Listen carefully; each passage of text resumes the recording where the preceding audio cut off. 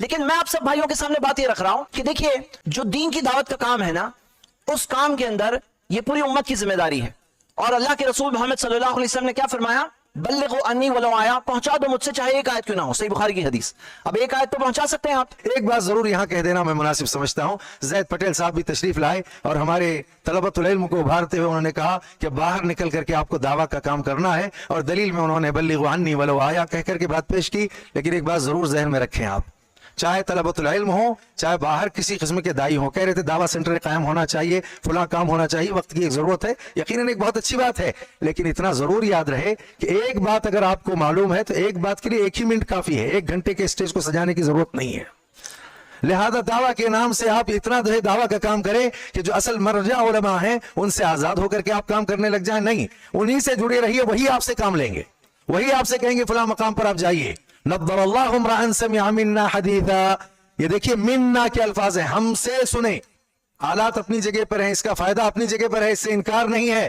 لیکن اہل علم کی مجالس کے صورت مجالس میں بیٹھ کر کے جو آپ علم حاصل کریں گے اس کی اہمیت اپنی جگہ پر ہے. وہ آپ کے مزاج کے ساتھ جو آپ کو علم دیں گے، آپ کی طبیعت کے ساتھ جو آپ کے مسائل کا حل پیش کریں گے، وہ ایک الگ چیز ہے. آلے کے ذریعے ساری دنیا سن لے، ہر ایک کے لیے وہ مسئلے کا حل اس وقت نہیں ہو سکتا ہے.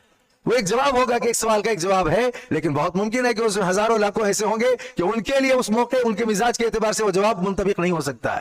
لہذا مجالس علم یا اہل علم کی مجالس اپنی جگہ پر ہیں.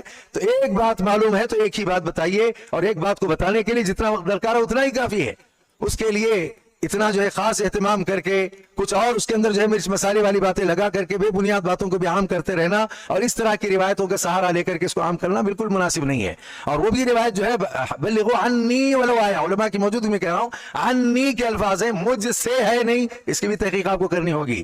وحدثوا عن بنی اسرائیل ولا حرج من کذب علی، عنی اور علیہ کے الفاظ یہاں استعمال ہوئے ہیں. مجھ سے وہ بات ہے یا نہیں، یہ بھی آپ کے علم میں پوری پختگی کے ساتھ آنی چاہیے، تب جا کر کے آپ اسے عام کریں. کہیں ایسا نہ ہو کہ وہ عنی کے بجائے علیہ والا معاملہ ہو جائے اور آپ بیان کرنے لگ جائیں دعویٰ کے نام پر. تو یہ بہت اہم مسئلہ ہے.